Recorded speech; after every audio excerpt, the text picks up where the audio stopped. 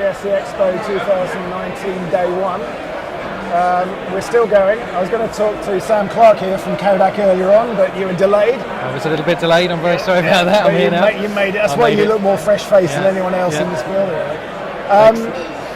But I was really keen to talk to Kodak because there's a huge resurgence in film. There's a huge resurgence in appreciation of using film as well. It's not. It's one of those old things, isn't it? It's a bit like with vinyl records. You know, you go in shops now, there's racks of vinyl because it's a different way of listening to music. It's more of a ritual. And I keep hearing DOPs talking about the discipline of using film. I can't remember who was saying it, but there's an interview with a DOP who said, you know, the discipline of actually using film because you do a take, but he found it focused the whole crew. Yes. The actors are more focused because they knew it's on film. It's a different way of working in a way.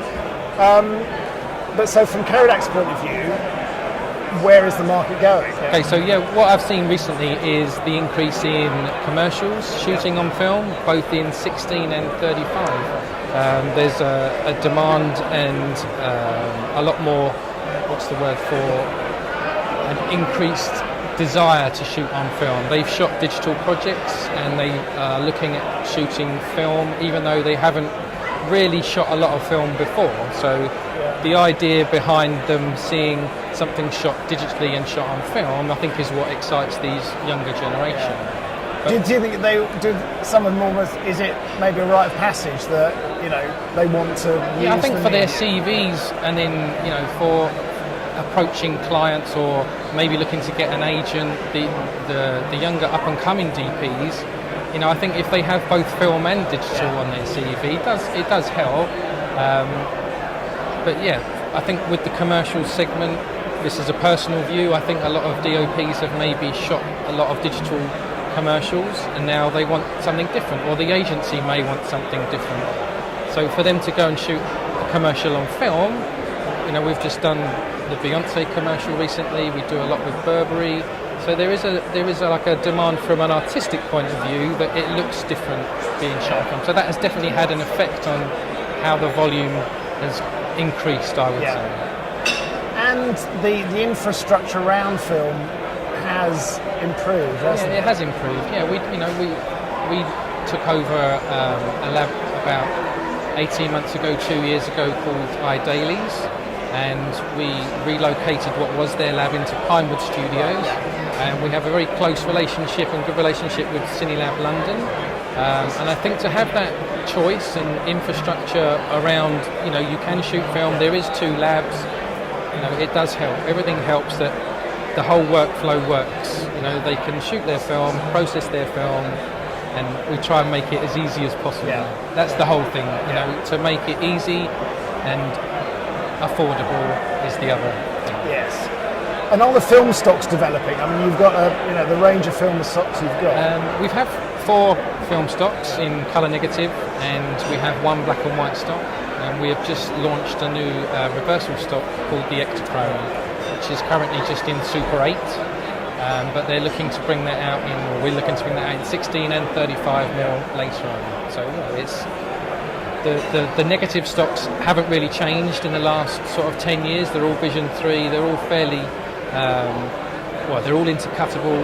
The structure of the grain between all of them is all for nighttime, you know, and daytime. So it all works very well with what we have. And actually, they shouldn't change because it's that consistency that people buy into. Exactly, isn't it? Too much choice, then it becomes even more of a minefield. So what do you think about the increasing mix of film and digital? I read an interesting article with, I can't remember the guy's name, the DP who did Doctor Strange recently. Okay.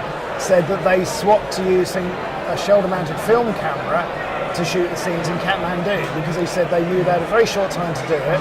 He knew if you put a film camera on his shoulder, it would work because there's decades worth of making a bomb-proof piece of kit, basically, and they could get through and achieve what they wanted very quickly, which is almost a complete reversal of there's always an argument for speed, and we hear digital's quicker than film, but I've had the same incidents where DOPs would say, well, we're going to shoot this on film because we're in a muddy field in the middle of nowhere, and actually just putting a film camera on and putting a roll of film in is going to be actually quicker than doing the whole digital village that they have to do. So I think it's a question of what fits what specific scene.